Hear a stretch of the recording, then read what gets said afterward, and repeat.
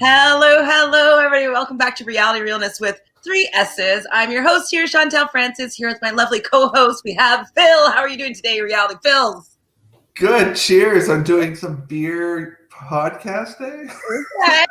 Beer podcasting, beer talking. What kind of beer is it? Or is it a coffee porter? It's a Waterloo Brewery Dark. It's very good. Very good. It's dark, but it's not a stout, or is it? Yeah, it's like a stout. Yeah. I definitely really like stouts, which is very surprising. But back in my youth, I was working for a promotional company, and we had the umbrella of a bunch of different liquors. So on top of doing like Smirnoff Ice and Captain Morgan Spice Rum, all these different things, we also, for a summer, I was a Guinness rep.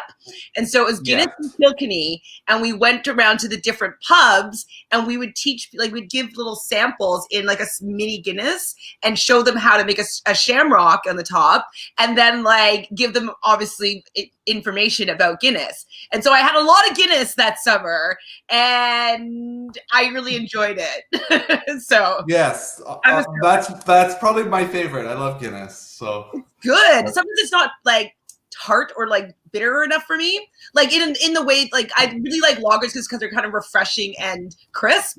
But I do like a Guinness over than having an ale personally. Just saying. Yeah. But if this is it's a good dessert. It's a good dessert beer. I guess with a piece of food, it works pretty well together. Actually, yeah, you feel like your dessert. Yeah.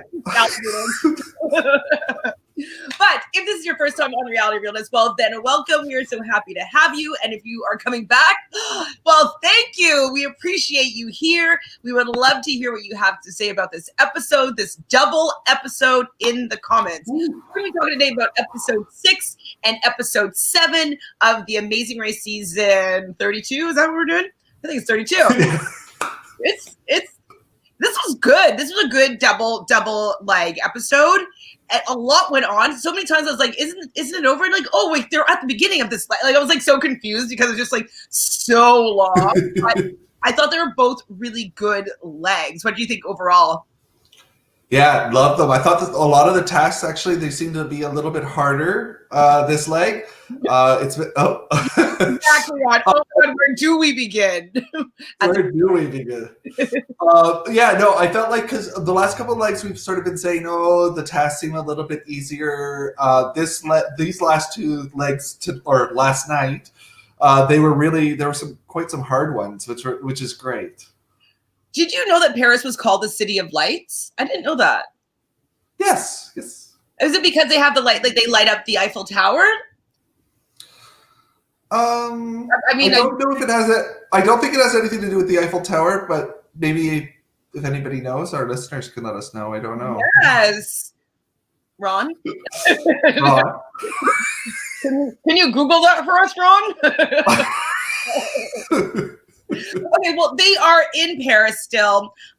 We just lost probably the most beloved team this season. I feel like they were the most popular.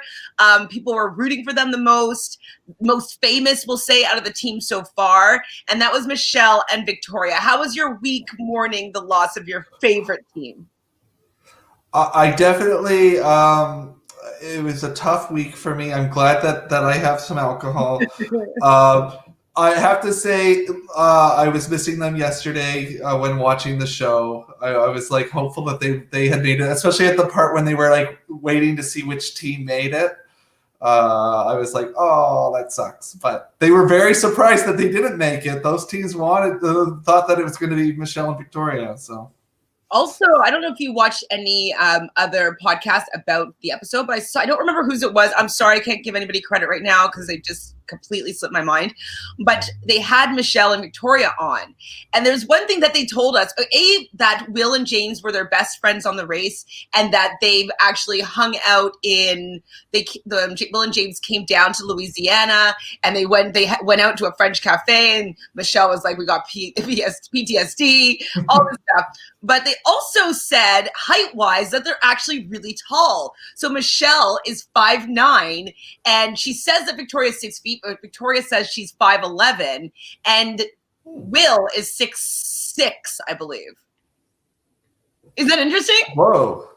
That is interesting. I would not have guessed that. No. I mean, I guess when you have like a bunch of tall people all together, they just look like they're going to be average size, right? So, like, if Will was an average like 5'11", 6 feet, then women would be like 5'5" and 5'8", which is pretty standard. You know what I mean? So, I thought that was really. So we need to see Will standing next to Hung. Yes, we do. We've never actually seen that. Okay, Ron, he's going to be our admin. You're going to be admin soon, Ron. I promise you. So, City of Lights, one of the first European cities to adopt street lamps. Very cool. I like learning that. I like knowing that. Do you know what it's going to come out for you? It's going to help you out when you're playing Trivial Pursuit or something. Right. This is one of those questions that you just got to lock that away and know that for life. So thank you, Ron. There was something we were talking about last week. Oh, I forget what it was. We watched Jeopardy before Amazing Race came on, and it was the final Jeopardy question, whatever that was. And I was like, we talked about that on the podcast last week. Oh, that's so fun. And so I'll have to look that up. Did you know the answer? Yeah. I was like, oh my God, that's so funny. We talked about that, but I'll have to look at what that was. I can't remember. I don't know what we talked about. We talked about a lot. Okay, so they have to go and find a clue in Berlin. So they're going to be taking a train to Berlin and find a suitcase. A symbolic Berlin suitcase is what the mission is. And we have Riley and Madison. They were in first place. First? Were they in first? Am I wrong? I guess they were. Were they? Yeah, no, they were in first. Oh, we should do the poll. We should. Yeah. We're just getting ahead of ourselves. We're like, there's so much going on in this episode. Okay, let's go. Okay, so every week we do a poll, and we've got the new one is already listed in there for people to take. But for last week, here were the questions we asked our listeners. So drama from the first U-turn still seems to be affecting two of the teams. Which team are you siding with? And we gave them the choice of Leo and Alana, Will and James. I like both teams, or I'm not rooting for it. The most popular answer was Leo and Alana that they were siding with. Are they siding with? Okay. Oh, wow. Siding with, which I'm kind of surprised. So there we go. 32 seasons in, truthfully, can you drive stick? 100% of the people said no. Oh, Uh-oh. Is this what the question was? Because I talked a lot. I mean, the Jeopardy question. We talked a lot about driving stick. We did. That's me, but I guess it's next generation because it wasn't that abnormal for people to have manual cars. How long ago did I get my license? Oh my God, like 24 years ago. It's definitely a more of a European thing. I do know. I know you, and I know some people that do know how to do it. My mom, my mom, she's listening. Hi, mom. Hi, mom. I told you. I didn't. I mean, if I ever got, I don't know if I said this last week. I'd still see if I could try to get it in standard. Like I think I would. Yeah. I just like it better. I feel cooler.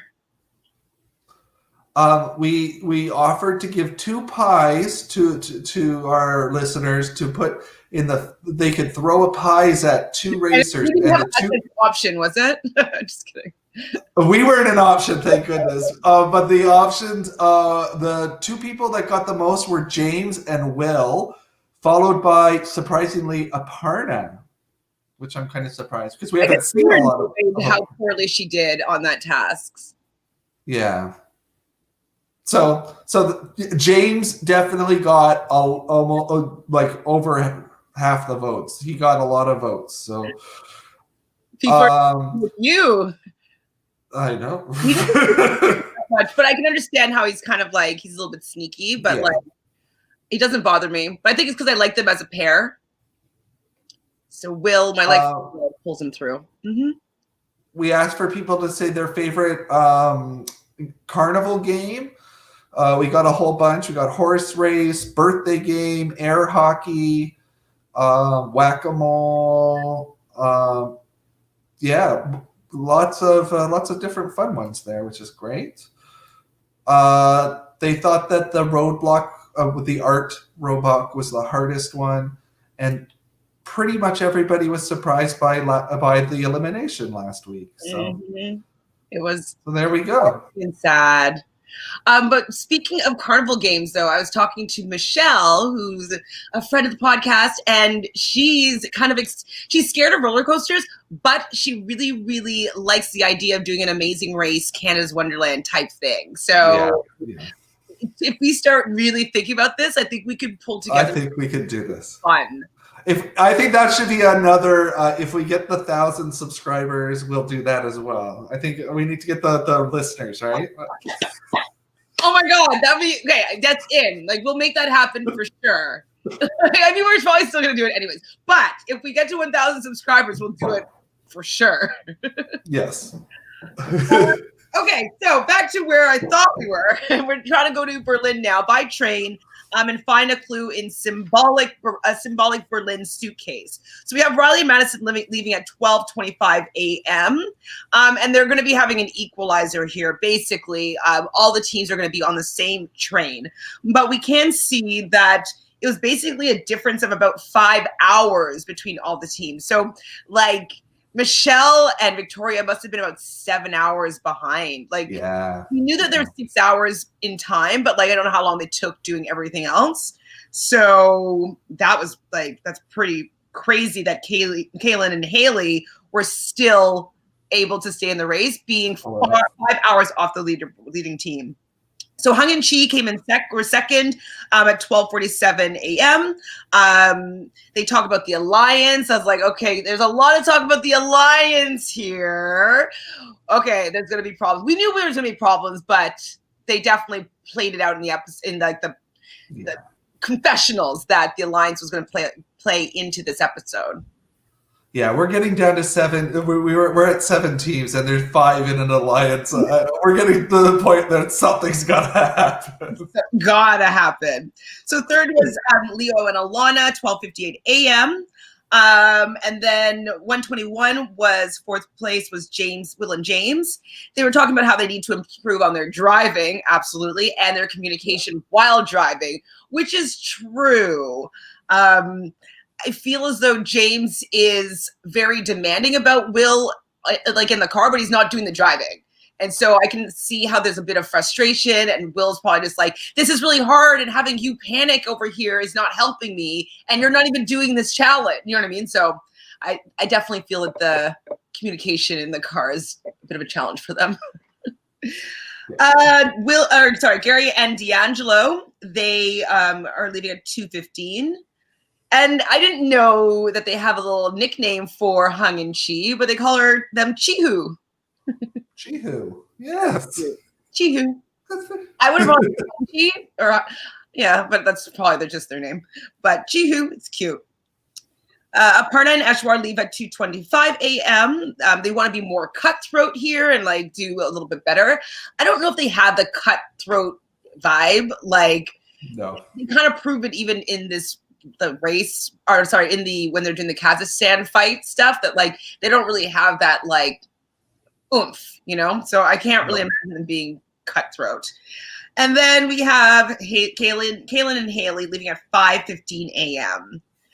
So, sorry. I'm lying about Aparna and Eshwar. I didn't read my full note, but it was this was more cutthroat than Berkeley, is what they actually said. Oh, okay, yeah. I was like, what did I say here? And I'm like, I just didn't remember. Makes more sense. Because they had to drop that they're engineers again and that they went to Berkeley. So, for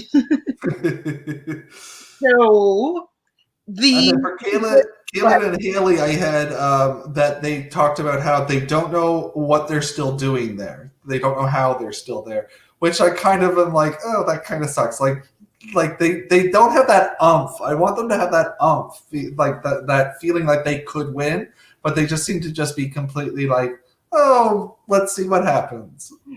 Yes, and I think it's because they're realizing that the other teams are more competitive than they are, and so it's kind of like I'm guessing that they feel it's wasted energy to be really like, okay, I'm gonna do this, like I'm gonna get this, because there's teams that are better and more cutthroat than the sisters. What for the win? They're not gonna win. The sisters are. There's actually okay. What percentage do you think that the sisters have to win? What? 1%? 1%. What that's generous. It's actually. I don't think it's possible. I think 1% is actually generous. Yeah, being generous. Yeah. I mean, I would like them to win. I like them as people. I think that they're nice. They do have a good attitude, but I do want my winner to be better and not just people lose in order for them to sneak into the win. You know what I mean? Yeah. Everybody's. Go ahead. They made good decisions this like that I liked. There are a couple times that we'll probably we'll talk about. Yeah. Oh, 100%. Is that how much they think they'll? So you feel as though the blonde sisters have 100% chance to win. That they're going to win. This would be your draft pick. We didn't even draft this team. Okay, so they get them. October's got them. The blondes are your team.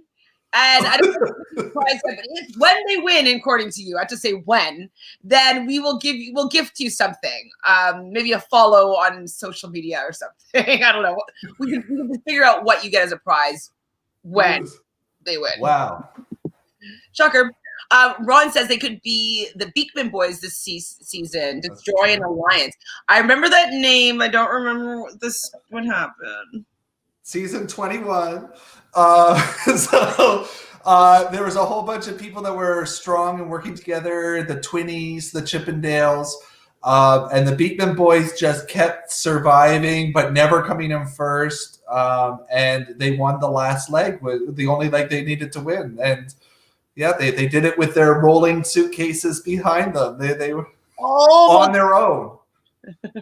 All of us remember. October says, yes, they're queens. Laugh my butt off. Yay. I mean, who you want to root for? Absolutely. They're very likable. I don't think it's like a bad person to want to root for. And I would only be upset because I just feel as some people played better and harder. And I'd just be more satisfied with pretty much anybody else winning other than Aparna and Ashwar.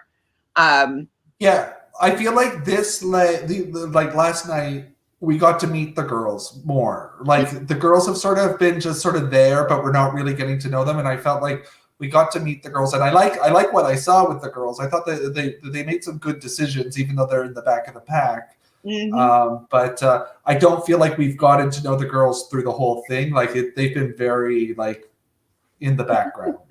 We're in the back. Oh, we're saved. Oh, we're in the back again. And then right out of the train station, they're all mad dashing to taxis, and we see the sisters just not able to get a taxi. They're last again. And I'm not sure which sister said it, but they said that they're slow runners, apparently. They should have been training for running when they knew that they're going to be on the race. It would be one of the things that I would do. But they had to go to the Berlin Wall, which was, what did I write there? Yeah. Next something? Yes, that's what I was going to say. My next place to visit, I definitely want to do Spain in general. I love Spanish culture. I love Spanish men. I think they're very handsome.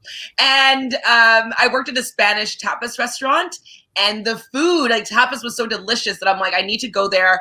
I learned a bit of flamenco, so I'm like, I want to see flamenco dancers. I want to learn how to play the Spanish guitar and dance in the courtyard. So I want to go to Spain, but I have friends that are in Berlin that are come visit me in Berlin. So I'm sure it's not that far away from Spain that I think I'm on my next European vacation. Berlin will be somewhere that I'm going to go and check out. Berlin is on our list. We were in Germany last year. We did most of the south of Germany. So we're looking forward to doing the north part with Berlin. And this episode, it looks wonderful. So looking forward to it. All the people that I know that live there, they're the most fun people that I know. So I'm excited to actually go and be let's see the best nightlife in the world. Let's see Berlin. I'm excited. So we had the route info, and they had to get to basically the Berlin Wall and find this suitcase. And it wasn't that well marked, but D'Angelo, I believe, spotted it first. And then they all mad dashed to the suitcase. You look like you have a thought. Was it him or was it? It might have been Will and James. One of them. Yeah, one of them. Yeah. D'Angelo called it out, and then D'Angelo got to it first. But I could be wrong. Okay. I'm not 100%. It was just me hearing the voice. I didn't see They were all sort of grouped together, though, so they were helping each other. Yeah, right, because they're all in an alliance now. Yeah. And so they drive in a Trabant. I've never heard of a Trabant. Those cars are very cute. What? They're cute. I like those cars. Yeah, I thought so too. Very cute. Poor Gary getting into the back seat of that car.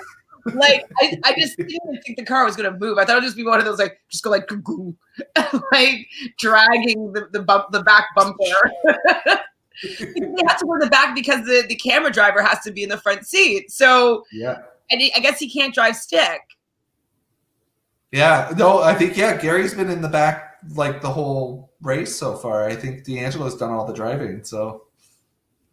Not good. He just looked like he was like it was a clown car, almost like just him stuffed into the back of this poor car. He's so big. Actually, there's a lot of tall people on this episode this season. There is. Now we're noticing though if the sisters, the Cajun Asians were that tall as well. We didn't notice because everybody seems to be very tall in this race. I'm sure the blondes are about 5'8", 5'9". They don't seem short to me. No, and the volleyball players have to, I would assume, are tall as well. So definitely look 6 feet or plus. Yeah, pretty impressive. These tall people. I'm not tall. I'm 5'5", but all my family though is tall, and I'm like I'm sad that I never got the height. I was supposed to, you get projected to how tall you're supposed to be. I was supposed to be 5'9", and I lost 4 inches. I'm only 5'5". I don't know what happened. Yes. Oh. I always wanted to be taller. So they have instructions in the car for the Trabant. How do you think you wouldn't have driven it, so I guess I would have driven. So I guess I'm okay. Well, I think I have driven stick with it up here before. So I understand that. I've driven a funny bike, like a 4-wheeler before, which also has gear shifts on it. So I think I would be able to figure out how to, like, it might have on the dashboard where you go like down, it would be like first gear, second, like, anyways, I think it would be on the dashboard most likely. But that's it wasn't that long ago. I remember automatic cars even had them in the wheel. Like I think that was like in the 80s they had that. So I mean, the older people at least should remember how to do that. So but I guess everybody on that race is born in like the 90s. Yeah. I don't think anybody's born before, maybe Hung and Chi, but they're probably still born like late 80s. Like I don't even think Hung and Chi are like our age. No, I think we're older than them. And they're like the old people of the race. Yeah, I would imagine like even Will and James are probably like born in 1990, like turning 30 or so around, you know what I mean? They're all around 30 or less. Anyways, I feel old. So well, that's it for tonight. No.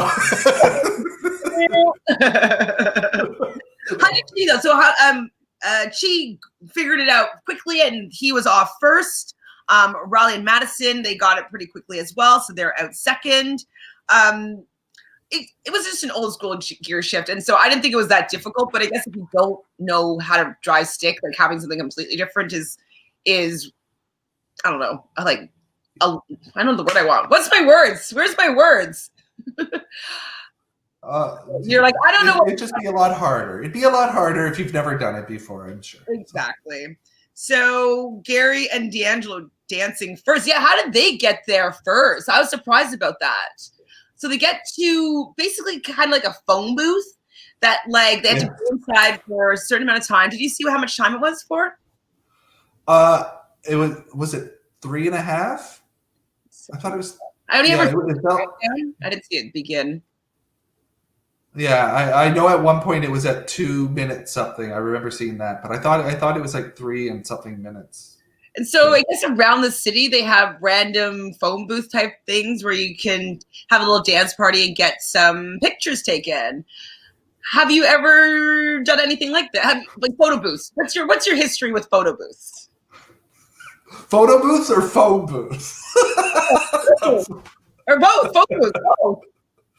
Both. Well, I mean, I haven't gone dancing in a phone booth for a very long time, but photo booths, yeah. I mean, I thought that the location looked pretty cool. I liked when Gary and when Will and James were talking about the interior of it, and like I was like, oh, they're like looking at the wallpaper, like, oh, I'd like to put that up at my house. Like, Now, no. I don't know if it's just me, but like the first thing that I thought of as like I probably wouldn't want to go in there. It's kind of like using like street public toilets kind of thing. I just feel maybe Yeah. in Canada they have a lot of maybe people that don't like homeless people would be occupying those spaces. You know what I mean? And so I don't know if it's different in Berlin. Obviously, maybe they aren't allowed to have any homeless people that would be maybe staying there when it's cold or whatever. But I just feel like it would smell like urine and be, maybe not Yeah. clean. Well, I do know Germany has, and I believe Berlin does. They have a lot of outdoor washrooms, like public washrooms that are like out in the open for people to use if they want. So hopefully, people would be using that and not the phone booth. Hopefully, but I can imagine that even if there's people drinking in there, there's got to be some throwing up and stuff. I am So small but mighty. Yes, Ron, I am. True. Okay, so Gary and Angelo get that done quickly, and then they have to go to the Andals Hotel where there is a yield. They want them to use these yields. It's like they paid for them and they want to get their money's worth. Like, why do they care? Like they all got a little stop glass, right? Like the time glass to use. And so far, one team has used it, and next week is the last time that they can use it. I really Uh-oh. did. Like we talked about it in the very Yeah. beginning that nobody really cares about the yield. It doesn't really cause that Unless much. you're in the back. Exactly. It doesn't matter. They need to rethink this one. Yeah. So Riley, Madison, and Hung and Chi, all four of them, I don't know how they all fit into that booth, but they managed to get in there.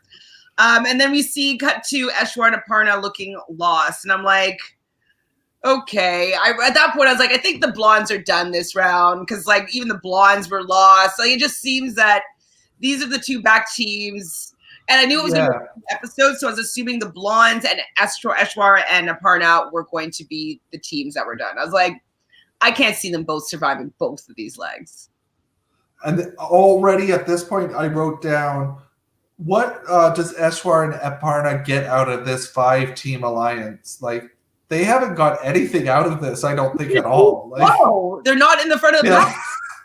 Like, if they were in the front of the pack, they would get help. Why are the other teams even including them? They're not even around. I think it's just like to be like, they can't take it back now. How did Hung and Chi fit in there with Riley Madison and their beards? I don't know. I mean, the beards just got kind of like cushioned, like smushed in. But I don't know how they all fit in that little booth. It looks very small. Tiny. Riley and Madison didn't know how to reverse the car. I feel like it's just like an up thing, but like, I don't know. And so they put it in neutral, I'm assuming, and like rolled the car back so they could actually get out of the little parking lot. Thought that was smart, but I would have probably figured out how to reverse these people. And then, oh my goodness, poor Will and James with the car. What do you think happened there? Do you think they actually blew the clutch, or do they just not know how to use it? What happened there? I don't know, but that actually was part of a confusing thing for me because the rules did say that they had to drive the car to that place, and they sort of gave up the car. We've seen in past races that you get in trouble for that. Okay, I was thinking that myself as well. Like, what if they need the car after again? Like, we could consider that them parking and running to a destination, but they parked too far away. So they did drive that car to a certain distance. And if they needed to use the car again, they would have probably had to go back. And so there's also been times where people can wait out them getting a new car kind of shipped in and stuff like that. So I'm sure that they had discussions with the producers, like, hey, like our car isn't working. We need to get a new car. And maybe they're like, can we just walk the rest of the blocks? There? Like, yes, you don't need this car anymore. Well, I don't think that they asked them to the producers, but the producers were probably like, we'll get you a new car. You get there however you need to at this point. Maybe that's how it worked out. I don't know. It seems to change every race, what the rule is. So, but if they had a further distance, if it was like an hour drive away, I think they would have to have waited for. They would have had to wait it. Yeah. So I think it's just because it was so close. Yeah. And we don't know how far that they actually already had driven. They might have been. Yeah, they might have been right there. So. And it seems so because they weren't too far behind. Like they're still way ahead of like Ashwar and Varna and the Blondes. Like, so they must have just been like 3 blocks away. You know what I mean? That's what I'm thinking. But I totally agree with you. So they got directions, which is good. And they just were like, well, we trained for this. We're just going to run to the next thing. I was like, since it seemed like they were allowed to do it, I was all here for that. But then I saw that they're going to have to go up those flights of stairs. I'm like, oh my God, they're going to be so exhausted. Like 15 minutes and then go up 15 flights of stairs. How would you have felt? How do you like stairs? I think I would have taken my time. I wouldn't have raced up them, but I would have loved to do this roadblock. Like I think that this would have been a wonderful one. So I don't know if you would have liked it. Maybe you would. I'm not afraid of heights, so I don't mind that part. I'd hate the stairs part, but I am good at shutting up and being annoyed, but just powering through it. I think I've talked before about climbing that mountain when I was in Vancouver, and like people were just like trying to like, you can do it, like come on, and I was just like, shut up. Like this like an evil demon comes out of me when I'm like trying to concentrate of not quitting. So 15 flights is enough for me to experience like being that irritated. But 15 flights is nothing. Like I've climbed the stairs of the Niagara Falls equivalent to the CN Tower, the Skylon Tower. It's really funny that you mentioned that because I was going to say, like, I feel as though you've done the CN Tower stair climb and then you just came in with that. So I was going to assume that it is something that you probably have done or something very similar. I mean, it doesn't look pretty when I do it, but I've done it. I mean, yeah, I would do it. Wait, 15 is not that bad. Like I had to go up 5 to get to my place, so it's not that bad. Yeah. Roadblock. Okay, so who wants to feel the wind in their hair? This would be you, I'm assuming. I wouldn't mind doing. Now, how do you feel that you would do with knowing to look at those letters? Yeah, I mean, obviously these teams are really getting dependent on one another, and they're forgetting again about reading the clue completely. Because or something was missing there in that first step down because most of the teams did not realize that they had to look for the word. So I don't know if it must have been in the clue. I think so, but like maybe it wasn't in the clue, so they can make them do it all over again. Yeah, that could have been the thing too. You know what I mean? Like kind of like in the fights, how they made them do, or sorry, when they're counting all the different, axes and all that stuff in the next episode. Like they didn't tell them, oh, look at this, oh, look at that, until after they failed. Until after. So maybe they didn't want them to do it twice. That's what I'm thinking anyways. So they had to forward rappel down the top, like this building, and unscramble some letters to say sauerkraut. Like, how do you think you would do with unscrambling those letters? I feel like it would be easy, but like I know we're just sitting on our couch being like, how do you not know what sauerkraut? I guess the piece of advice I'd give anybody going on the race would be remember what country you're in when these things are happening. But there wasn't any sauerkraut around. It didn't have anything to do with anything, so maybe it wouldn't be something that you would be thinking of. I think once you saw some of those letters, you'd be kind of like, okay, well, there's not many words that could be like this, so I feel like I think I'd be okay. It'd be kind of easy, but not for many. So I guess it was D'Angelo was first to go down. He was pretty scared. He didn't even look at the letters. And you know what? It must have been in the clue, because Madison goes down. He didn't look at the letters. But when she goes down, the first thing that she does is notices the letters and already had unscrambled them basically before she starts going down the wall. And so, but on the way up on the staircase, she was with D'Angelo, and D'Angelo told her. Oh, yeah, yep, that is true. Thank you, Phil. You are correct. But anyway, she was able to unscramble them. So why do you think that D'Angelo wasn't able to do that himself either? I don't know. No, well, I feel like a lot of these teams are just so dependent on one another that they're not pushing themselves 100%. Like, they're at this point now where they've got to start focusing on their own team. So my question is, though, like, do you think it was fair of D'Angelo to say, "Don't leave without me" to Hung and Chi?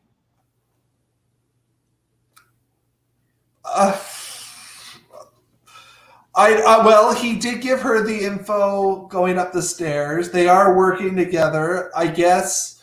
I mean, if he was worried that he wouldn't get the word, maybe that was it. Maybe he was like, I know you're going to get the word for sure. So I feel like it would be better, like, if they had just been like, will you please wait for us and we can leave together?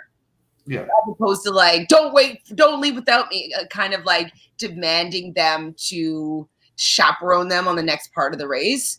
So that's like what was bothersome for me, is that, like, yes, you're working together, but like, and it's kind of the running theme of both of these episodes that it doesn't seem like D'Angelo and Gary offer back very much. And this was one of those situations where, like, yes, he did say, like, oh, it's unscramble a word, but he only said that to her because he had no idea where the word was. What the word was. And so for him to get it, and then he didn't even have the faith in himself to unscramble it. He needed her to stay there and give him the answer, basically, and not leave without him. So, yeah. And if they're a true alliance, really the mistake I feel Hum and Chi made at this point was they were done first. They could give the word to Gary and D'Angelo, but then they should Gary and D'Angelo, you guys stay for the volleyball players. We're going to go. Because that would have been fair. Like, keep it going down the line in case another one of your alliance shows up. Like, exactly. That's what I was actually thinking too, is that, like, Hung and Chi did their duty, tell them the word, bye guys. Like, that's how I think that it should have gone down too. I totally agree. Obviously, Madison, when he goes down, he didn't unscramble. None of them unscrambled the letters, but they did help each other out in the end. And we see Hung and Chi and D'Angelo and Gary running to go get a taxi. Now, I couldn't really see the logistics of this. It wasn't even a scuffle, but like, was it that Hung and Chi were just saying that they stayed and helped them, that D'Angelo and Gary just allowed them to have the taxi? Yeah. What do you think about that? I don't know how I feel. I was again thinking, like, I mean, she was saying that, but then would she have known to look at for the letters going down if he hadn't told her? They both sort of helped each other in that situation. Again, like, she was first one down, and she should have told him, like, you stay for the next scene, we're going. She didn't do that. So, they're trying to get first. Gary and D'Angelo have that competitive spirit there. So I don't know. I don't feel like Gary and D'Angelo were completely in the wrong, but I do get where she's coming from, because I think the onus is on her. She's realized, I've made a mistake. It's time to start thinking about me and my partner. Yeah, I mean, I think I think if it were me, and you might be mad at me for doing it, but I'd be like, no, just let them have it. Let's get the next one. Like, they helped us out here. I probably would have said that. And so I guess I understand what she was or Hung was saying about this in this situation, because it's kind of like, where's that just common courtesy or whatnot? Just be like, okay, yeah, let's let them go first. Let's find another taxi. Let's go run down the street, you know? So yeah, Gary and D'Angelo should know in their heads. They should be saying, like, maybe we should just let them take this one because we got this information, because it might affect us later on with this alliance. Like, they've got to know they're probably one of the stronger teams in this alliance, and everybody's going to be looking at them once we get to a point. So, So Ron is asking us, who from this season would we want to align? Would we both want to align with together, like as a team, or separately? Like, we can do both. Okay. Well, I probably. I don't know. I actually think we would align the best with Hung and Chi. Yeah. I feel as though I really like them, Will and James, and they're a decent team, but I feel like they might bring us down. I think that they are kind of messy in how they do things a little bit, that I feel as though Hung and Chi are a little bit more regimented and particular, that I think that they would be better to align with personally. Yeah, I think for getting information from a team, I think Hum and Chi have probably been the most open to giving information, but have also solved a lot of the things the fastest. That they might be good. I was thinking maybe Madison and Riley, but when I think about it, I kind of feel like Hum and Chi probably have been better at the challenges and figuring out how to do them. So, yeah. I trust in Hung and Chi more than I trust in the other people. You know what I mean? To like have the right answer or get the right directions or do the challenge correctly the first time. I just have more faith in them doing it first. The brothers have been excellent, I would say, as racers, but I think as if it was just like the four of us in an alliance, I don't know. I feel like they make some small little mistakes sometimes that could, if we listen to them about something, it could really affect our game. Yeah. I think solo wise, if it was just like I had to latch onto a team, I think I'd probably do Will and James, because I think I'd get along with them the best. Yeah, and I probably would do Hum and Chi again. I think I would. I'd get along with them the best, and also because I think age-wise they're closest to me, and that would probably work. Well, people can't tell what my age is, so that's why I'll hang out with Will and James. That's right. So they get to the detour, and so they have to belt it out or belch it out. And so they talk about whether I wish it were a chicken is one side of it, and beer yoga is the other side of it. So what are we doing here, beer yoga? I would do beer yoga. I felt like that, even from what it sounded like, I was like, that sounds a lot easier than the chicken song. Well, especially, I mean, I was wrong, but I thought that everybody would have known all these little flows. Like they're very common to, like, you do your sun salutation, you do that's like a common sequence. So, well, it is the only sequence. So I feel as though if you've ever taken a yoga class ever in your life, you will be familiar with what you're going to be doing there. And so I think that I would definitely be choosing the beer yoga. I think instructing it, you would be wonderful at that, right? Well, thank you. I've never been certified, but I've definitely helped a lot of my friends get certified. So I've taken thousands of yoga classes. So yes, I probably would take the reins there. Now, would I say, because Riley and Madison had a bit of trouble, they had to do it a second time because they were calling it German yoga and they called it something else. And I was like, we know it's beer yoga, but was it not clear in the instructions that they had to say things correctly? No, it was. Yeah. So what's wrong with these boys? You know what I mean? No. Little things like that. And I think that he'd be detrimental to my game, both of those brothers. But I think that I think they're in a winning position, though. They're looking pretty good. Yeah. I think the top three, like what we said, or I said anyways, last week was Hung and Chi, the brothers and Will and James, they seem to me that they're going to be top 3. That's what it feels like. Gary and D'Angelo might squeak in, but they're also not very good. Yeah, I kind of get Gary and D'Angelo right now. I'm getting a 4th place edit for them. That doesn't necessarily mean anything, but I'm getting a vibe that they're like going to be the fan. I think people will like that team, but I think like nobody thinks that they're going to actually pull it off. I don't know. Maybe they do, but I'm not hearing a lot of like people thinking Gary and D'Angelo will win. No. I don't see that really at all. What's your percentage on them winning? So we're down to what, 7 teams now? So I'll give them a 10%. 10% win? Okay, that's not that bad. Like, I'd play the lottery on that. Yeah. For them, they're probably like, man, I got a 10% chance of winning this. For Phil. Oh, wait. 100% for you. I wrote down, though, I'm like, oh, boy, Aparna's doing the roadblock. And she was so excited about it. I was like, girl, I don't know if you should be doing this one, because I didn't picture her being able to notice the letters, unscrambling it. I have no faith in her. No. And this is the first time where I'm like, wow, this was a big mistake for Leo and Alana in this position, because they've started to work with this team who we haven't seen them work with this team before.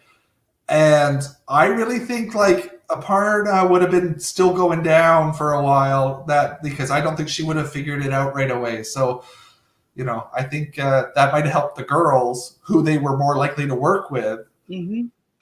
They could have got another team down there into that last place. So I don't know. Exactly. So I totally agree with you there that was not a good decision on their part. But I think it's like also like, I want to work with someone. Let's get this done fast. Let's move. Let's get to the next, whatever roadblock, whatever it is next. Like, I think they just want to make sure that they get through that task. And there was still a lot of race left, most likely in the leg. And so I think that they were maybe banking on just moving forward and not getting stuck at a roadblock. So they had to remember for beer yoga. So obviously the name, beer yoga. The beer salutation, it's usually called a sun salutation, which is what Madison said. Beer chair pose, it's just chair pose. Beer boat, it's just boat. And beer dancer pose, it's just dancer pose. So I just think it shouldn't be that hard for them to realize what they didn't have to say it in the what's it called? The Indian word for it. You know what I mean? Like the mudra, the like whatever. Like I don't know any of them at all. I'm sorry. I'm not trying to be offensive. I know Shavasana for sure. But you know what I mean? Like that would be more complicated, or the symbols for them or whatnot. Like that might have been hard and I could understand, but just putting beer in front of like very simple words. You know how I feel about that. So yeah, Aparna didn't. How drunk do you think people would have got if they kept screwing up? Because like if they had to keep doing it, like they were drinking each time. Like, do you think they might have got really drunk? Beer in there.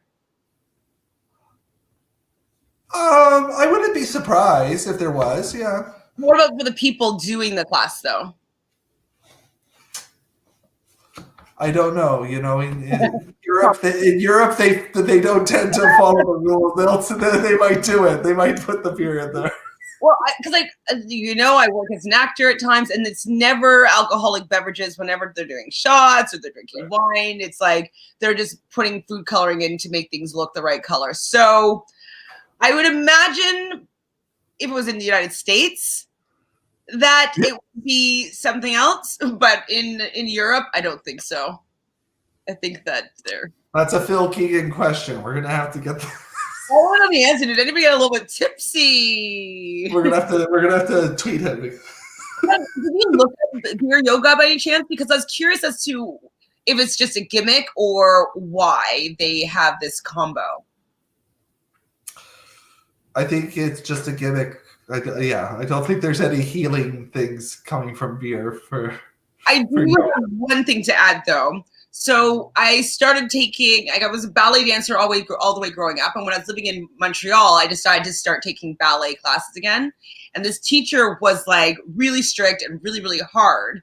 And so after we'd have a super hard, like 2-hour class, we're sweating, he would say, you guys should go and have a beer because something about the yeasts help the muscles repair itself and recuperate faster. So I'm wondering if that has something to do with it. And this sounds like a Jeopardy question too. Yeah. Just think about it. I don't know. Anyway. Is that maybe why there's so many people at Oktoberfest? I don't. They're healing. They are healing. No, but it's like when you overexert the muscle. Yeah. The yeast helps repair it or whatever, apparently. So we'd all go out for a beer after ballet class. So Leo actually gets unscrambles the word and knows that it's sauerkraut. And he didn't tell the girls. Now, we've been kind of going back and forth with like, do we like the alliance? Do we not like the alliance? Like, should they say something? Shouldn't they say something? Should Leo and Alana, or Leo in this case, have said something to the girls? Well, the girls did the U-turn, all right, for them back in the day. That was already kind of repayment for. Yeah, but that is at least a team that will help you. I don't know. I feel like in that situation. And again, we don't know what people's relationships really are on the race, but I feel like I would look at it and go, who's the weaker of the two teams? If I knew the answer and I wanted to help a team out, I would give it to who I was perceiving was more weak to help them out. So I don't know. I don't know if the right decision was made there or if they should have even told either of the teams. Maybe you could have had two teams behind you and really help push you get ahead. So they knew they were in the back. So they probably shouldn't have told anybody the answer. But. Yep. That's what I think too. And I agree with you. If they were going to tell one team, don't be telling Aparna and Ashwar. They haven't been working with them ever. Yeah. Obviously, they're going to take the information. So like, thanks, guys. I don't know why you told me. Bye. But the blondes, at least they have shown to want to work with them and that they really like them a lot. And so I think that my conscience wouldn't allow me to not tell the blondes. I don't think I could have gone away with what they did for us the previous legs. Yeah. I would have to. I think I would have told them. Would you have been mad at me? No. Well, I'm sure it would have been a group decision, right? A team decision. It's sauerkraut, and just run away. From the car, from the text, sauerkraut. Yeah, exactly. I mean, I'm down with that. Okay, it's a compromise to not get caught up to us. So where do they go next? Oh, okay. So Hung and She and Raleigh and Madison, they show up at the what are the two things at the beer yoga place. I didn't expect them all to go there. I thought that the chicken one sounded. Oh, what happened to Phil? The chicken one sounded a little bit kind of easier, maybe, but then I guess it's in German. But it seemed like the song would have been super easy. So I don't know what happened there. Did we say something about Leo and Alana, and they just came to They came and no, I don't know what happened there. That was weird. Sorry. I was like, but I was saying that I was surprised that everybody chose. Not everybody, but a lot of people chose the beer yoga. I guess it's probably because people have taken yoga classes before, so they thought it would be easier. But it was a little bit longer of a sequence than Gary and D'Angelo was expecting it to be. They great in the beginning. Yeah, they thought that the first one was the 4 poses that they had to learn. So one flow. What happened next? Haley saw the tellers. What's that? But not all. Oh, the letters. Yeah, so Haley did see the letters going down, but she didn't see all of them, I guess because they were flashing back and forth. And so I was really frustrated that they just weren't a little bit more particular. Like Haley went back up. She got to look again. She went down. She didn't see all the letters. She goes back up. She finally gets all the letters and she doesn't know how to unscramble it. So she actually even goes inside and starts talking to people in, I don't know, mall type situation to see if somebody else can help her unscramble sauerkraut. I mean, I'm happy that she got help. I really wish that she could have figured this out 2 stair flights ago, you know? Yeah, or had figured out to go into the building to get help after the second time going down. Because I think at one point she said, "Oh, I know the letters," and then she said, "I forgot the letters," so then she had to go back down. And it's like, if you had remembered the letters, maybe you could have gone in and asked for help instead of constantly going up those 15 flights of stairs. I thought it was funny that they showed them asking for help, and one of the people wasn't feeling well or something. Well, I was like, why did they show this? I don't know. They blurred out images, maybe to show that not all German people were really nice. Like, I have no idea. I don't know. I'm not feeling right. Like, what does that have to do with you being able to unscramble a word? Maybe they just didn't want to make it. But they took the time. They took the time to talk to you. It's like, okay. I don't know why they're joking. Not at all.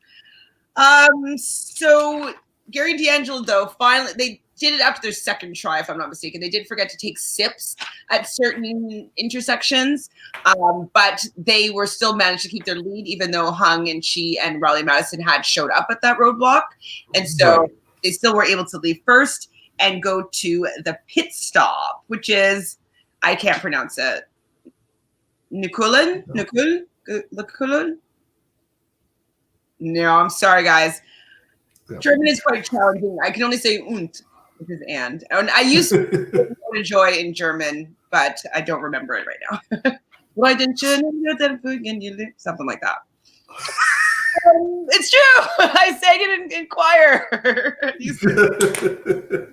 So, yeah, Riley Madison calling everything the wrong stuff, but Hung was perfect when he did leading that yoga class. I was impressed by the poise and the precision and the detail. Like, I thought he did a very good job, and so I was impressed. Aparna Ishwar and Leah and Alana chose to do the singing, which I was surprised. I was just surprised what people chose in general, even though were relatively easy. Yeah, a lot of the front teams picked the yoga, and then a lot of the back teams picked. Actually, all the back teams they picked the song, the chicken song, which was kind of odd that they did that. But. I think it seemed to me, you can tell me if I'm wrong, but everybody was going to get it no matter what on their second try. Because I think that either of them were good at their first or second time. Oh, what's going on, Philly? Philly is in another dimension. I felt that everybody was kind of like not like just so not that great at the singing like a chicken. They had a little bit of personality, whatnot. And it seemed like everybody, except for the sisters, who I can't tell if it was their first or second attempt, but they all got it on their second attempt. So I guess it's a thing. Maybe that's what the producers wanted them to do. Just like make them do it twice. That should be about enough time to be equal with the beer yoga. So obviously Will and James gets it on their second attempt, and they have to go to the pit stop. There's a Berlin punk over there, and Gary and D'Angelo get their first win of a leg, and they get $7,500 each, which is a very tasty prize, especially living in Canada. That's about 10 grand. So I was like, that's a pretty good leg to win, especially since we've been hearing that. Back in a sec. Okay. I guess he had to go. Especially since we're hearing that racers that win any trips and stuff like that, they have to pay for the taxes. And so sometimes if they didn't win a lot of money legs of the race, or they didn't win the $1 million, that they have to like take out a loan basically to pay for the taxes of these trips because it's very expensive. So some cold hard cash. I know it's gonna be taxed still, but like that would be what I would want, and then I could take whatever vacation that I want. So on the third attempt, the blondes finally get the letters, the sauerkraut. We talked about that already. In second place to the pit stop is Riley and Madison. And in third place is Hung and Chi. And they get chirped a little bit, no pun intended, / pun intended from the leg of the race, is they get chirped by Phil because Phil's like, oh, you know, I heard that there's a little bit of, you helped a team out. And, you know, the difference between first place and third place is $15,000. And especially with two people that they have a family or whatnot, like I think it would be really important for them to have like an extra $15,000 to be able to help out in their, you know, family life. And so I think it was a really good lesson that Phil was kind of like giving them some dad love. Fourth, I thought it was like really cute though that anybody that did the chicken dance, they got to keep on their little chicken outfits. I forgot to mention that they had to wear like the little feet and like their pants were little chicken pants as they sang in the choir, like these bark, bark, bark, bark, bark, bark. I thought it was cute and funny. I liked seeing this challenge. It's just so silly. So fourth was the chickens, which was Will and James. They got it they're on their second try, but I didn't think that between their first and their second try there was any improvement. So I feel that everyone's getting it on their second try. So Haley and her sister finally they did the singing challenge, which I was surprised by. / I'm lying. Aparna and Eshwar and Leo and Alana are still there. They're all doing the chicken dance and chicken song. They totally did it on their second try, and then they got their clue. So I was wondering though if they made the blondes go twice, but I'm not actually sure in that case because they didn't show whether it was the first attempt or second attempt, and they showed for everybody else. So I don't know if they did that just because they knew that the blondes were in the back and it was going to be a non-elimination round. So it's just kind of like, let's just let these kids go through and they don't have to keep paying these singers to wait for everybody. So the blonde, well, it's basically after that, Aparna and Eshwar, they get, I don't know what the order was. I can't remember. Hopefully Phil comes back so he could tell me what happened. I think Aparna and Eshwar came in 5th and Leah and Alana came in 6th because they were worried. I think they were worried about coming in last, but they came in second to last. And then the blondes get in their 7th and they thought that their game was over again. And those lucky sisters, they got another non-elimination round. So very impressive, absolutely. And you know, they got luck on their side, and that's part of any of these competitive reality shows is that luck comes into play. Luck with taxis, luck with, you know, timings of things like this. Luck does come into play. And so the fact that the 2 times that they did the worst, they had non-elimination rounds was very, very lucky, especially because the people in the front of the pack, they definitely, who's this? I'm just going to do this by myself. I don't need this guy. No, I was kidding. Are you okay? Yeah, we've been doing some renovations in the house, and we moved the computer. So for some reason, the webcam keeps going in and out. I don't know what's going on, so I'll figure it out. It's okay. I'm just like, oh, we lost him. It's like you're getting sucked into like a black hole or something. I don't know why. It's like. So, here's where you went into another dimension. Well, I'm back. Thank you. So we're basically at the end of this leg, and I'm just saying that a lot of luck comes into play with any of these competitive reality shows. I'm talking about luck with taxis, luck with just having basic timings of things, luck with getting the right direction from the right people, and luck with being last at a non-elimination leg twice. That's lucky. Yeah, that's happened a couple times, but that's lucky. Like, I mean, I can imagine that the other teams are not so happy about that. But well, at least they're not that competitive of a team. that, Yeah. okay, fine. Like we love Michelle and Victoria, but they're a little bit more competitive in other tasks than the sisters are, though the blondes were. So I can understand them being like, okay, it sucks that someone didn't leave, but at least it's them who we haven't even really been racing with. Yeah. What's funny is this is around the time, probably when I noticed them something sort of clicked inside of them where they were like, we're going to try a bit harder. And I kind of feel like it was because Leo and Alana didn't help them, that they needed like something to like prove themselves. And so this sort of clicked on for them and they were like, oh, we're safe. Like, okay, now we're going to try the next leg. Like we're going to go for it. So and that's actually interesting that when you give somebody help, it doesn't allow them to have the drive to be able to get the answer on their own. And so maybe you're right that with them not giving them the answers and making it easy for them, they have to essentially work harder, and it might give them a drive instead of having everything handed to them. They have a little bit more like, okay, no, we can do this. Like, I don't need your help. Like, we got this. And so it might have been like the catalyst to help them become better racers. Yeah. Yep, I think so. So we're on the next leg, or the next episode, and the blondes walk in, and all of them are talking about like, oh, they're finally gone. Blondes are gone. They're not here anymore. And the blondes walked in. What do you think about that opening scene? Yeah, like, so they probably were shocked, like, as we were saying, like, they got twice now. They've saved themselves twice. I'm sure part of them were like, well, they don't seem to have that fighting spirit, so maybe it's good that it's them and it's not Michelle and Victoria. I'm sure some of them were surprised it wasn't Michelle and Victoria because, I mean, Michelle and Victoria were at least at one point during the next one.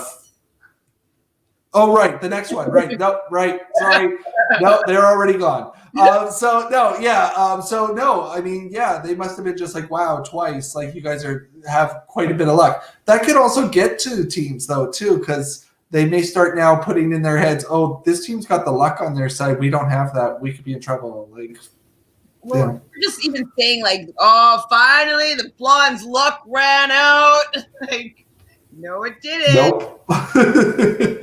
Blonde bandits, apparently. And now they're going to be flying to Kazakhstan. So the first, I guess it's the order of time I wrote down here. Have you been to Kazakhstan? No, I haven't.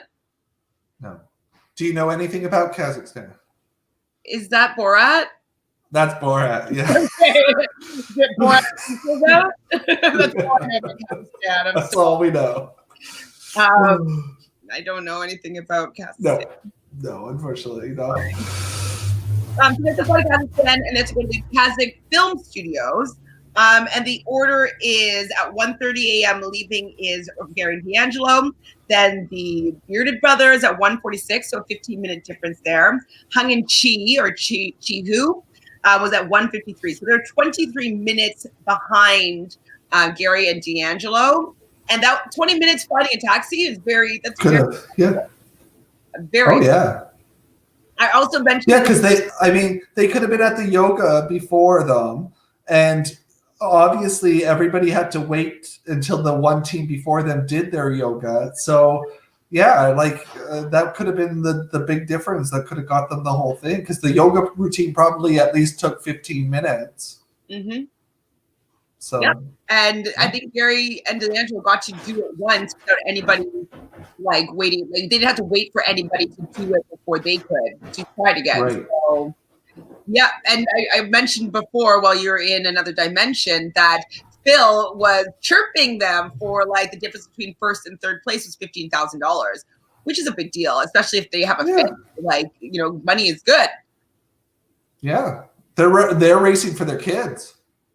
So that would have made a difference. That would have been a wake-up call. Oh, maybe this alliance doesn't need to be so big anymore. Or with them, because it doesn't seem like it's very reciprocal with Gary and D'Angelo with Hung and Chi.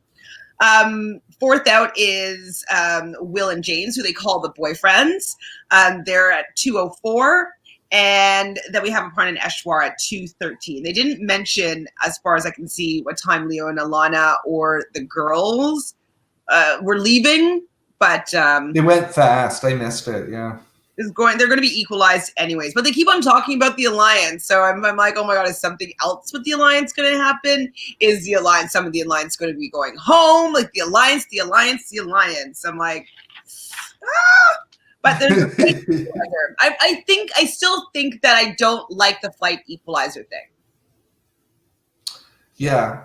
Or at least like I'd like to see it where I'm missing like one or two legs where there isn't something like that. Like even the train one was an equalizer. Like I don't know. I get it sometimes, but it would be nice to see one, like it be like half of the teams good ahead, and then I don't know. Well, and we talked about it all the time, and I get why they probably do it. It's probably more challenging for the production to be able to get their equipment and their camera people on different flights. They don't have things prearranged. I get that. But yeah. I really do like if you are smart and you can figure things out in a way that's different from the other teams, that if you get a lead, you can keep your lead, and you can equalize every once in a while, absolutely. But it's just like every leg, it gets equalized. And it's kind of like, that's leaves room for the teams that are actually doing well to be out, just because they made a silly mistake or they got a shitty taxi. But if they had their lead that they've been building all these episodes, all these legs, like they would be saved by their own being better at the race. You know what I mean? Yeah, and I kind of feel like it's also being done because I think CBS and the producers think, well, it would be kind of boring if all the teams were so scattered out and there was no interaction between different teams, like seeing each other and that. But there's also I know that the audience that's watching wants it to be fair. Like they want the teams that are doing well to continue to do well, unless like a big mistake happens. So like I don't know. Furious. We talked about it already, but I'm just going to bring it up again. When Uchenna and Joyce were opening that plane door and coming in and then taking the win away from Rob and Amber, I really thought that Rob and Amber played a much better game. But was it Uchenna and Grace and Joyce's home city? Or some of the no, they went to Florida. They went to Miami, which I think might have been actually. No, I don't know. It was Miami that they went to. Something like they had just visited here, like, oh, he's from here, or he went to school here. I mean, there was something that was an advantage of them knowing the city a little bit better than Rob and Amber. I don't remember what happened to make them lose, but spoiler alert. Sorry, guys, if you haven't seen that season. I don't even know which one it is. Season 7. Season 7. Spoiler alert. It doesn't go the way that you want. I was happy that they won. Of course, I did like them as a racing couple, but I thought that it was very unfair for them to open those doors to get them on the same race as Rob and Amber. It's like they figured it out. Those doors should have been closed. Fort Lauderdale. Yeah. Look at you guys. You agree with us? Yes. Yes. Ron agrees with me. Yes. Robert Amber. Mm-hmm. And Fort Lauderdale. So you remember, though, Ron, whether or not Uchenna went to school there or Joyce, what? Yeah. Why they did so much better than Rob and Amber in that leg? Or was it just a taxi thing? You know what I mean? This was an equalizer, taxi stuff in a foreign city in the States. Anything could have happened. And they should have had the advantage of getting on that flight on time. Yeah, I agree. I think most people do agree that something kind of shady happened. Something must have happened there. Oh they wanted it to be more of an interesting finals. Sorry, hello? Pardon? Okay, I don't know what's going on there. Sorry, I'm filming. It's Phil. It's the other Phil from The Void. I'm at the knocking, nobody knocks on the door because it should be locked downstairs. And if it's Amazon, they usually just leave it in my mailbox. To come all the way inside, go up 5 flights. Well, like 3 floors. 15 flights of stairs, rappel down. My door, like, it's like, I don't know, it's just like, it actually makes my heart jump because nobody ever comes inside, you know? If you've got a box of sauerkraut. Okay, so Rob and Amber must have messed up in Little Havana because Uchenna and Joyce were begging for money for a long time. That's true, yeah. I don't remember properly. Yeah, the cab driver wouldn't let Uchenna and Joyce go without without paying them, and yeah. And again, I don't know. That felt very weird too. Like that whole last leg felt very strange. So I gotta watch that again because I do agree. I'm like, what happened there? I also remember just being really annoyed though when that door opened up and they came on the plane. I was like, I really was excited for Rob and Amber to win that. I was rooting for them big time. So everybody gets a taxi and they all arrive at the Kazakh studios at the very same, like pretty much the same time. And they watch a man on a horse come around the corner and they throw a bag and then they throw a second bag, which was the speed bump, and they all mad dash and grab their clues. I like this. So did I. Yeah, I thought that was great.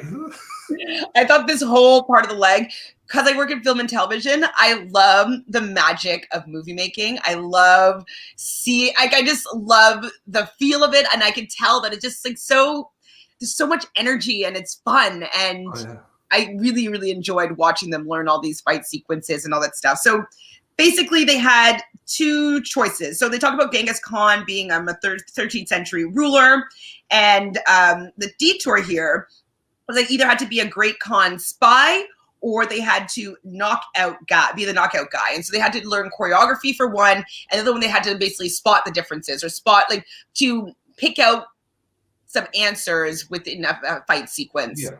And so which one do you think we should have done? Well, though some of the teams look like they struggled, I actually feel like watching the scene and because after the first round, you got told what the questions were. So you knew what to look for. And if you worked with another team, you would have 4 people and there was 4 questions. You could each look for something and work together. I think the other one probably would have been more fun. But I think, I think I would have said, let's go with that one. What about you? What do you think? I like both of them. I would basically allow you to choose what you'd want to do in this case. Definitely the choreo one would have been more fun, and I would feel more, capable of doing that one just because I've learned dance choreography your whole life. But it would be whether you would feel comfortable with that. And so I would be comfortable with either, but I think the choreo would have been more fun. I've had stunt training before in my life, and it is so fun to do I don't know, it's really fun. So I would want to do that one, but I would want to also do well in the challenge. And so if you felt more strongly about the other one, I think that we could have banged that one out pretty quickly. Yeah, I don't think that either of them were overly hard. I don't think that the choreography looked insane for the stunt one. I think it was manageable. I would have probably been fine with either one too. The only thing though is that I'd be worried that we'd be in the Leo and Alana position where it was kind of you don't not getting it. And you're like, I can't figure it out. I'd be worried about that kind of situation. But yeah, we'll get to more of it though. So the girls had to do a speed bump and they had to get ready for their close-up and apply a beard. Now, what if the beards came in last? That's what I was thinking. Beard on beard, or would they have to shave it and then put it on? Shave it and have to put on a new beard. Ooh. Right? It's so funny that we both are wondering, what if it was the beards? Not a typically hard speed bump, but a good one. I thought it was good.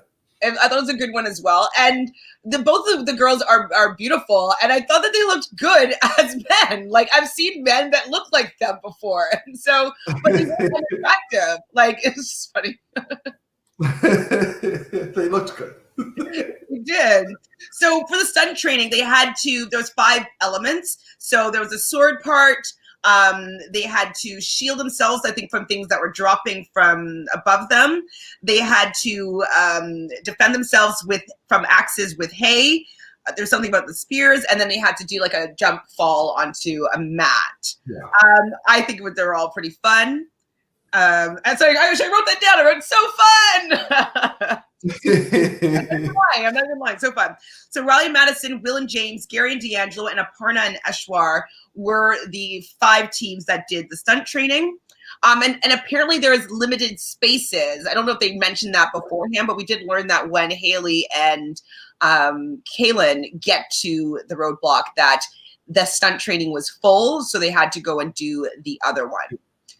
So the other one, which is one we would have chosen, they had to observe a fight scene and then go to Genghis Khan, who's going to ask them a few questions. So the questions were, how many horses entered the village? How many fought with an axe? How many fought with a spear? And how many calls did Khan say?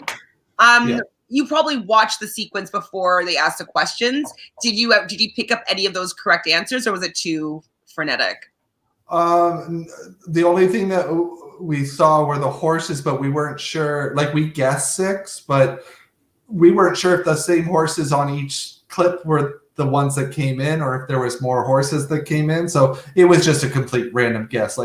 I don't think that the audience at home would have been able to get the number from that. So, and I wish that they would allow us to do that. Yeah.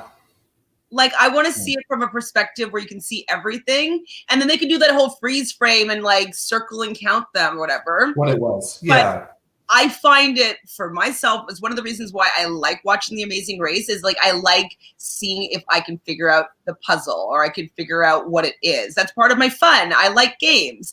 And so I wish that they allowed us in something where they could control what we were able to see, to let us be able to participate a little bit better. Oh, for sure. Yeah. Kind of like, what was the cartoon? There was a cartoon at the end of every episode. You'd have to find it, and it was like hidden somewhere, and it would freeze frame, and you had to find like some little creature on like a cartoon screen. And so you're always like, where is it? I know what you're talking about. Do you know do you remember? No.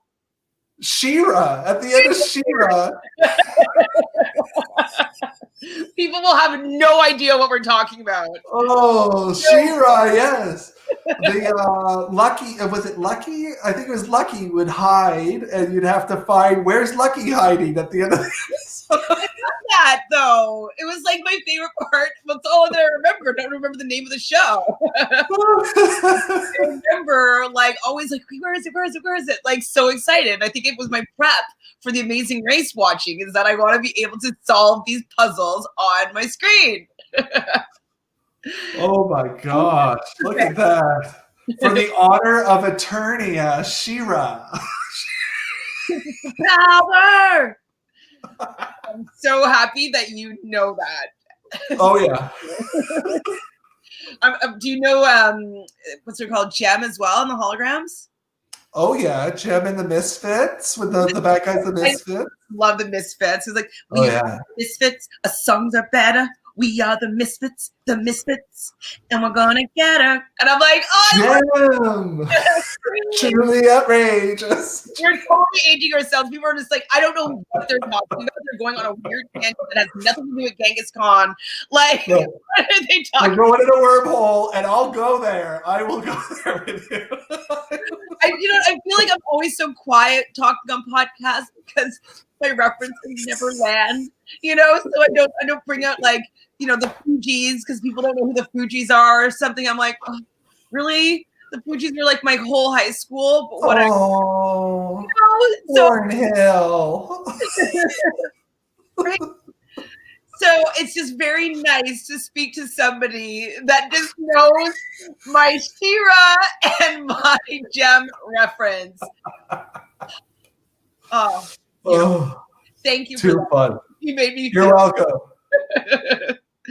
Where were we? Okay, so the girls with the beers. Oh, yeah, I left. So basically, everybody did pretty well. So who was over there actually? Hung and Chi. Hum and Chi, who did they understood what they had to do after the first try, and they actually got a couple of them right the first time, but they knew what to do. Then it was the other two teams that were sort of in the back of the pack, wasn't it? Oh, I guess so. Yeah. I guess there was just 3 of them, and then the other 4. Absolutely. Yeah.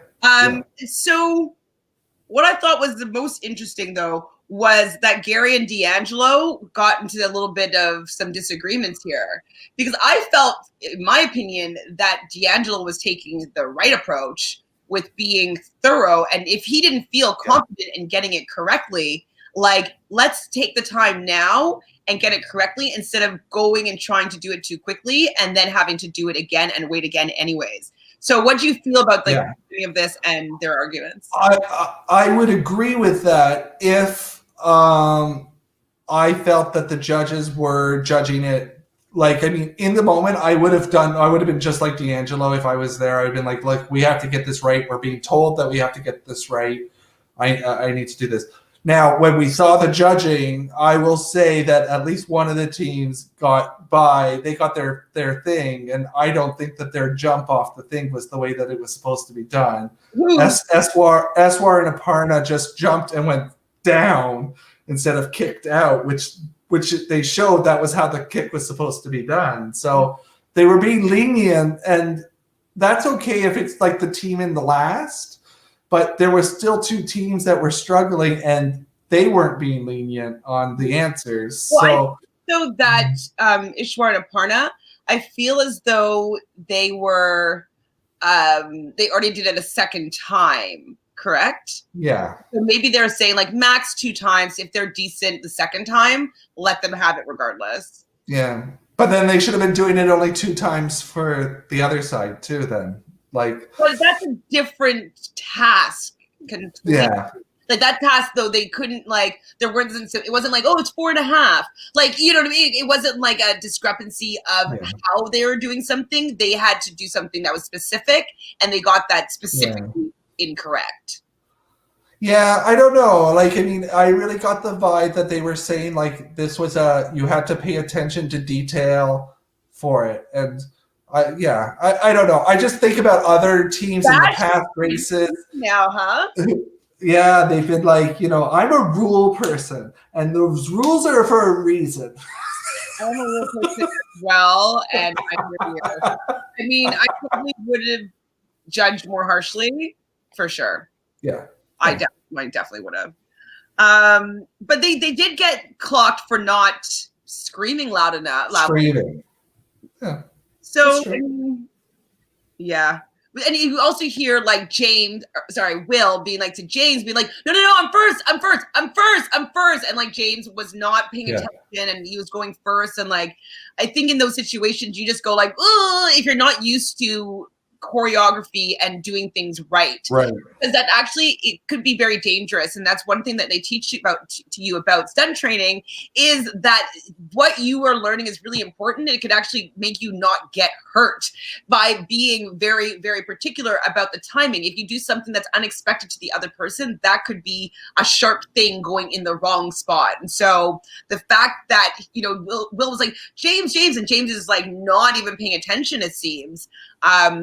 I was worried that they weren't going to be able to get it, and that Will might be really mad. Yeah, and that was at the part where somebody's throwing something down at you, right? Don't mess this up. Like, it's dangerous. So Leo and Alana, though, were having a lot of trouble, and they seem to be counting the spears with flags on it as spears. Would you have made that mistake? Well, the way that it was worded, too, because they said how many spears were used in the battle or something like that. And it was like, or were used by warriors in the battle, that I don't really see how the flagpoles were being used as weapons. So I don't know. I think there was some listening to what the reader was saying, what was being missed there. Would you call the flagpole post a flagpole? Like, was confused as to why they were counting things that were not like. I would think that they would call that a flag or flag posts or flagpole, something like that. That's what I think that they would use terminology. Yeah. And I would always think that a spear would be something that someone was holding and running towards someone with as a weapon. So I was confused by how they got up on the spear, because I didn't think that it should have been that difficult. No, I agree. And they didn't seem to get it. I think they just halved what they were saying. They're like, we're saying 10, let's just say 5. And I was like, oh, I think they went up there. We probably didn't even see all their guesses. Like, I think they kept trying. Brutal. So Haley and Kaylin, they seem to get it a lot faster than Leo and Alana. And so they were out of there pretty quickly. The next location is going to be the Nomad Village, where there's going to be another yield, because they need to get their yields money worth on this season for those hourglasses that they purchased for all of them. They need them to that's what I wrote. I'm like, wow, they really want them to use this yield. Yeah, I mean, by the way, last 2 chances to use it. Yes. Right? So Hung and Chi was out first from the details challenge, and so they get to the Nomad Village and the yield first. I was actually saying though that Leo and Alana were having bad karma here, and I think that was coming back into play, that maybe they should have been more considerate of Haley and Kaylin, because I think it lit a fire underneath them to do better, as you were saying. And so I think that making them fight for themselves a little bit harder was probably a catalyst for them to be doing better in the race. And so we're seeing that slowly that decision might actually have been a mistake. They should have said that alliance has fallen apart. Yeah, of those 2 teams. Have you ever stayed in a yurt before? I have not. I have. Well, I don't know if have I slept there. I remember I did like a really hippie like weekend. Oh wow! Outside of like Vancouver on the Seychelles, and we stayed. I don't know if I slept in the yurt though. We had like meditation ceremonies inside like of a yurt. It's basically like kind of like a teepee, but it's like a rounded teepee, and it's like a big room. It's quite nice, quite interesting. Wow. We had like all these like meditation and journeys and stuff like that in the yurt. But apparently it's just a portable home. So yurt. There's no place like yurt. They're going to have to lead a camel to a yurt. And then inside they're going to have to arrange the interior exactly like the model interior. And then they have to cook a lamb's head. Now, did it say cook the lamb's head in the clue, or is that just them describing it to us? I don't know. I would be kind of surprised actually if they told them. I think that they probably said your needs to look exactly like the sample, and go look at the sample. And I think they purposely put that, the kitchen set up to be like, okay, here's the trick. Now can you figure it out? So it seems pretty basic. I thought, but I'm at home. Riley and Madison get to the yield. They choose not to yield anybody. Alana starts crying. It's her usual shtick when things start going poorly for them. So they decide to guess 5, and they do end up getting it right. So all the teams are basically at the yurt except for Leo and Alana, who just finished the roadblock, and then Haley and Kaylin get there before them. And all the teams, especially your friend James, was blondes to use the yield. Yeah. Would you have done the same? And if you were the blondes, would you use the yield? I completely think they made the right decision here for them. Because they had been in the back twice, almost went home twice. I think their mind is in, they want to stay. The only thing I don't like is that they actually seemed like they weren't going to use it, and then they got talked into it. The problem now is they don't have their yield, and other teams do, and they're the last of this five teams versus one team. So I think I think it would be a waste of a yield to put it on them, but I don't know. They go home, I guess. But yeah, like I don't think that they're threatened by that team, and they would probably want like somebody else to have beef with Leo and Alana. Yeah, it was an unfortunate situation, but this is one thing though. Whenever I've played any of these online reality games, live reality games or whatnot, I'm usually a loyal soldier until someone does something to wrong me that I'm like, oh, okay, now I'm free to attack back, or I'm free now to make you my target, because all bets are off now that you've gone against what I would think that would be our agreement. And so I think that that's also probably what was going on through the Blondes' head, was that like, okay, we had like a gentleman's agreement with, Leo and Alana. We really, really like them, and we've helped each other out in the past, but they chose not to help us out anymore. And it's like, oh, cool, we're playing for ourselves now? Okay, well, I'm going to play for myself now. And so I think that decision made it a lot easier for Caitlin and Haley to do that to Leo and Alana. Because, like, we're not really working together anymore, are we? Yeah, and like, somebody said it. They were like, listen, you've only known these people for a little bit of time. Like, I mean, you got to do this for your family and friends at home there, because like these people, they might be your friends now, but you might not be talking to them in a year. Mm-hmm. It's just a reality show. So, you gotta look out for that stuff. I think the girls made the right choice. It would have been interesting if they didn't make that choice, because they wouldn't have been in trouble, but another team would have been in trouble, I think, if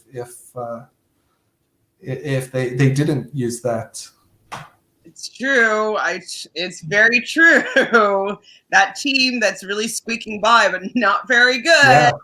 But they do make the line. I think it was James that said it. It's not the amazing best friend race, which is true. And Riley and Madison decided to beard bump the girls. I think that was a little bit of flirting. That was good.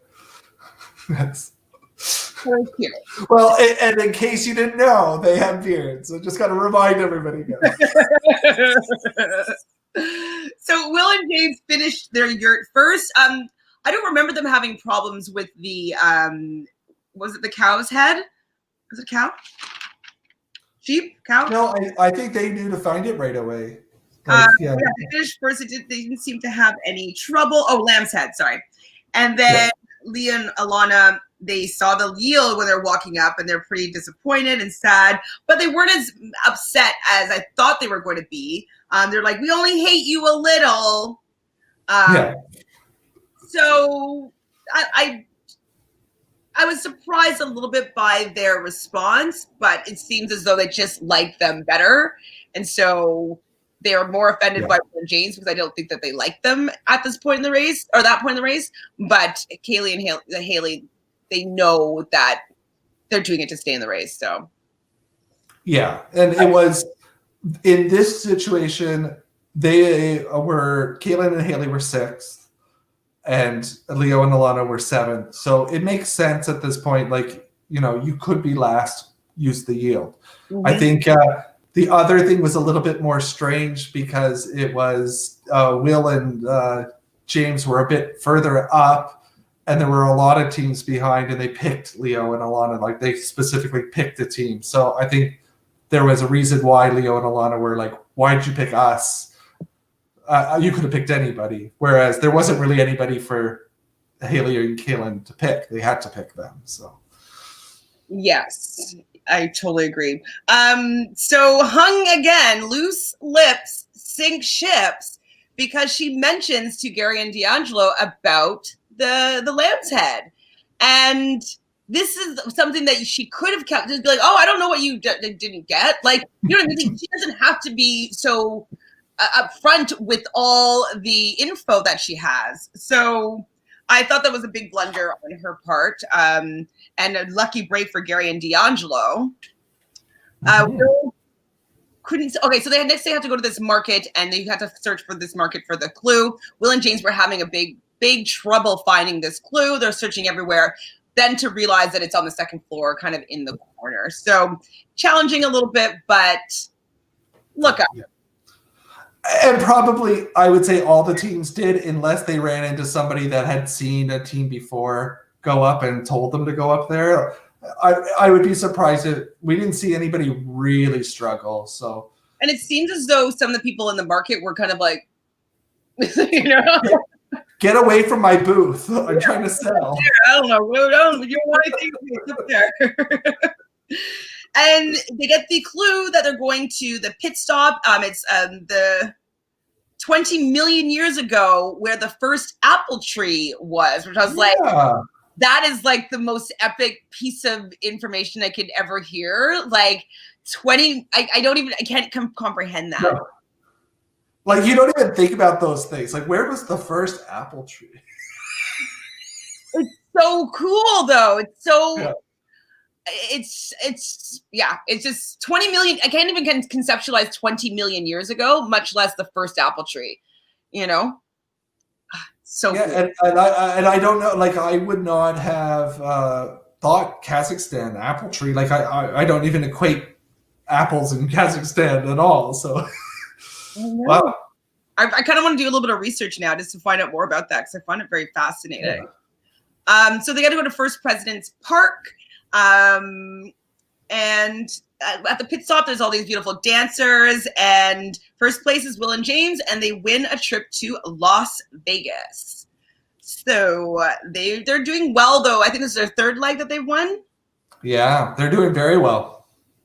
So next leg, though, Phil warns them is going to be a mega leg, and the mega leg after the episode is going to be in India, which sounds terribly difficult. Terribly difficult. That is evil. Like, I think, like, somebody said, what's the hardest country to go to on the race? Like that people know of. It's India. And then go, and we're going to make it extra tough. 2 roadblocks, 2 detours, mega leg. Ooh, well, I wonder though if Aparna and Ishwar, if they actually still speak the language, if they will have an advantage being in India this leg. I wonder. I am curious about that. Hopefully we get to see them just excel a little bit, because I don't like not rooting for people. I'm just kind of like, just do better, and I will. Yeah. So it's basically going to be a fight for last place between the blondes, Leo and Alana, and Eshwar and Aparna, because third place was Hung and Chi. They figured out what they were doing wrong with inside the yurt.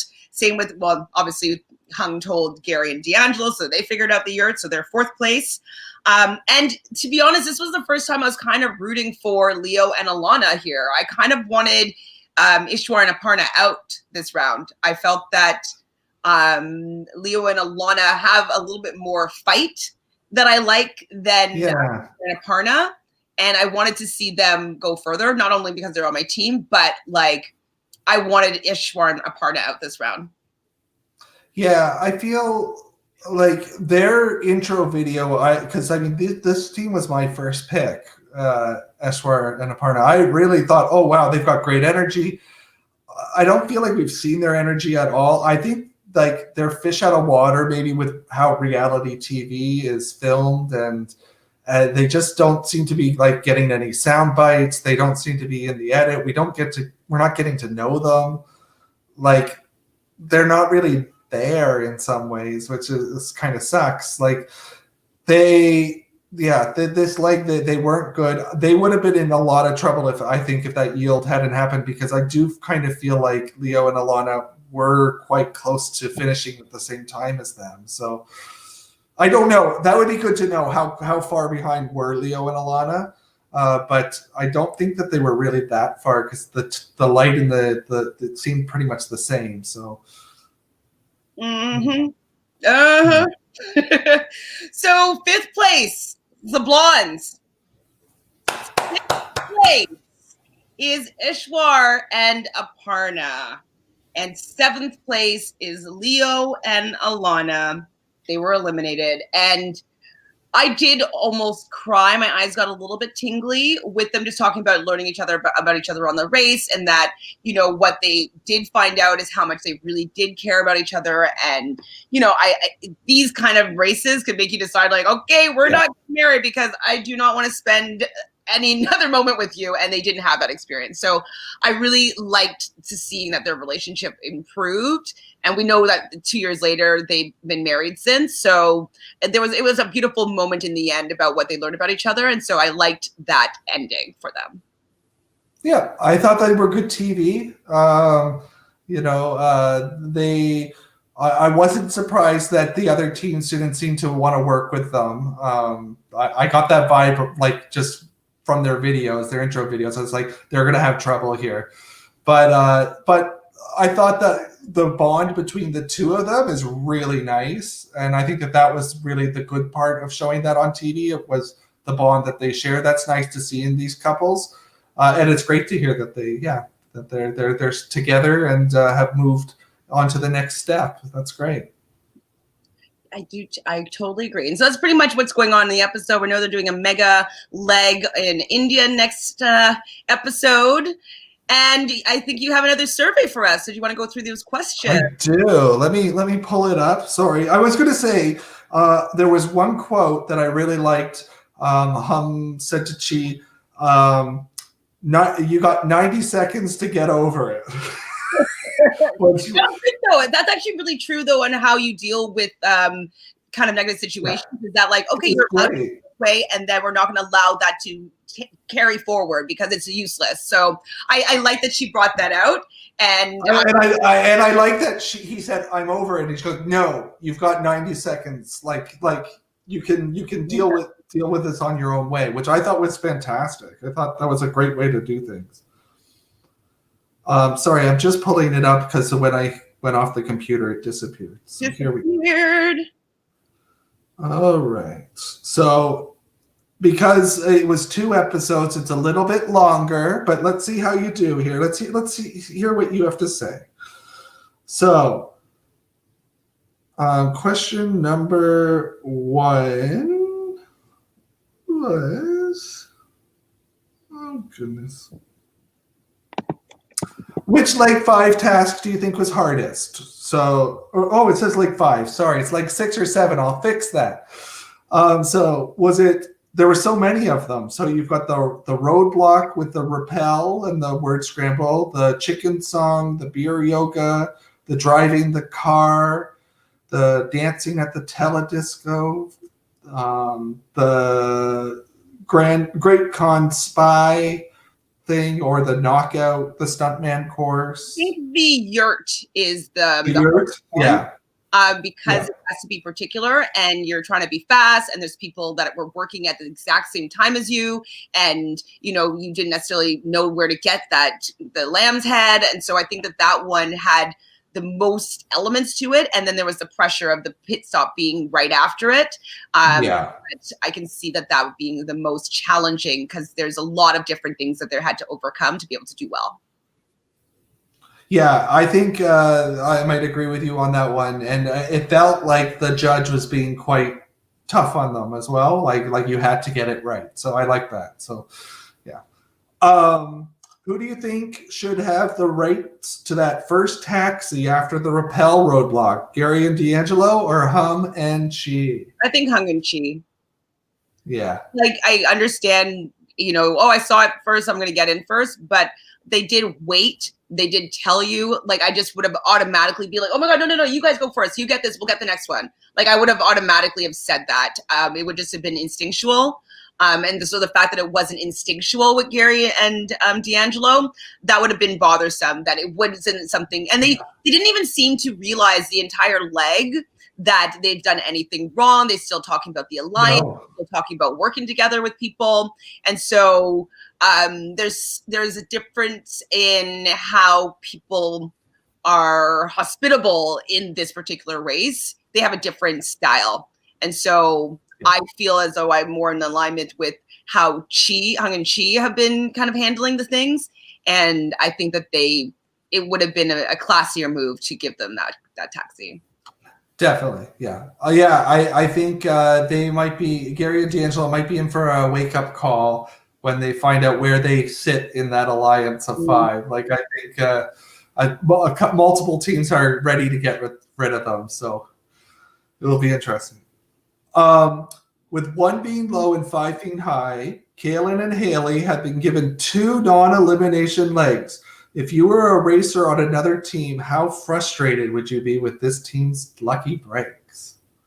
I would just be happy that they are the weakest team to be getting these breaks. So if it was kind of like, oh my God, we finally got out Will and James, they're out of this race, and then it was a non-elim, and then they can get back to the front of the pack, I would probably be in a little bit more upset. I just don't feel that the sisters offer enough of competition for it to be that annoying, other than the fact that someone didn't go home. You know what I mean? But I don't think that they are really in contention, other than the 10% that the 1% that you gave them, and the 100% that October gave them.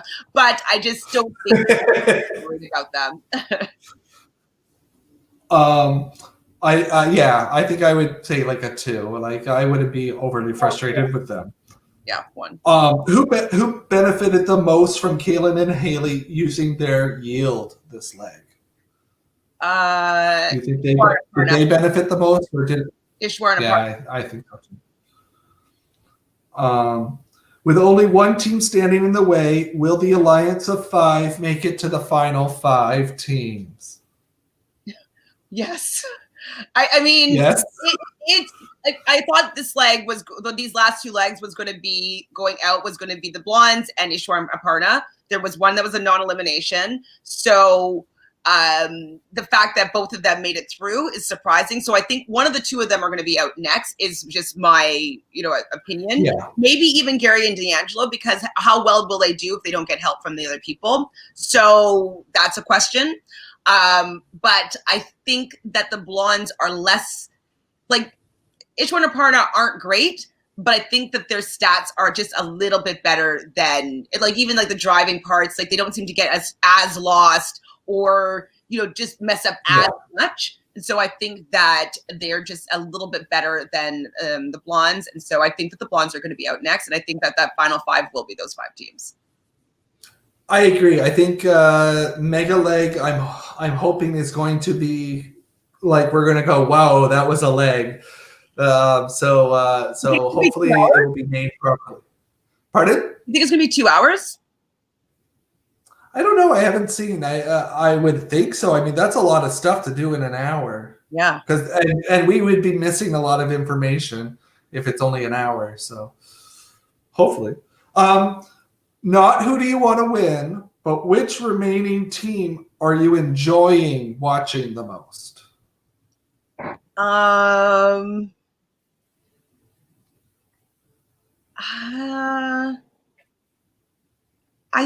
think Hung in Chi, because I like how they do everything so well. I last episode, Alana was saying like they're filled with magic dust and fairy goodness or whatever. Like they just seem to do everything quite well, and so I'm impressed by the finesse that they do everything in. They don't ever seem to be flailing really. Like it's very controlled and deliberate, and so I've been enjoying that. There's no frantic energy. Like they're probably working on that. They're probably being very particular about like not allowing themselves to get like anxious. And so I appreciate that for sure.